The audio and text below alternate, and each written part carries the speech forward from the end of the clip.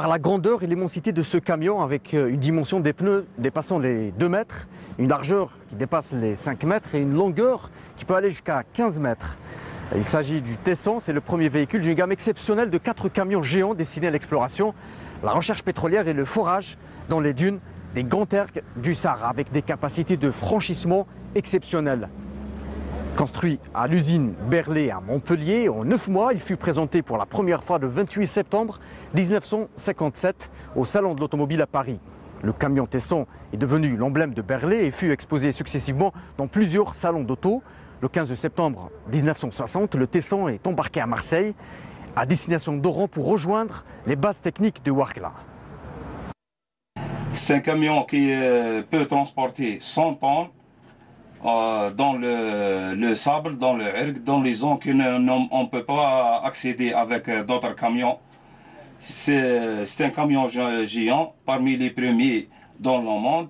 Ici, son état maintenant est presque neuf, puisqu'il a marché 22 000 km. Un camion mythique qui en coffre plusieurs histoires, notamment celle des chauffeurs qui ont eu la chance de le conduire, puisqu'ils ne seront au final que 2 qui ont pu toucher ce volant. On citera entre autres Khali Matras. Le premier chauffeur, c'est M. Benjereu de la région de Tougourt. Il s'appelle Khali Matras. Khali Matras, c'est M. Benjereu Mohamed Sgher, rahmatullah alayh. C'était un des conducteurs des camions de Tesson 700 et on l'a surnommé Khali Matras. Pourquoi Khali Matras? Parce que lui, il parlait français, parce que c'était un gentleman, il parlait français. Il disait aux conducteurs qui suivaient, suivez Matras. Mais Houma, il ne savait pas ce que ça veut dire suivre Matras, il leur a expliqué. Et ensuite, lui, il a terminé sa carrière à Saint-Hier et tout le monde l'appelait Khali Matras.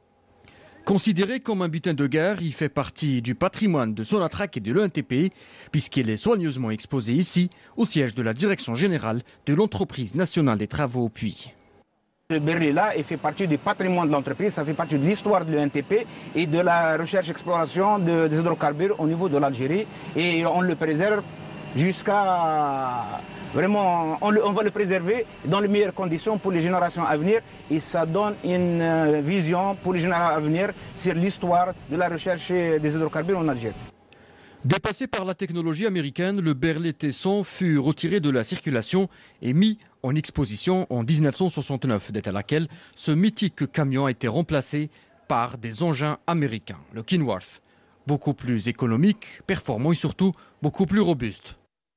Évidemment, parce que le caisson il va moins vite et il est très lourd pour faire des traversées très longues, des distances très importantes. Donc les camions spéciaux de ce genre-là utilisent beaucoup plus la charge et puis ils vont plus vite. Ils arrivent même à 40 km de vitesse. Moins rapide que les Kenworth américains, seulement le Tesson reste l'un des camions jamais construits dans le monde, utilisé dans l'exploration du pétrole au sud algérien, enfermant aujourd'hui une histoire fabuleuse, presque même légendaire pour les générations futures.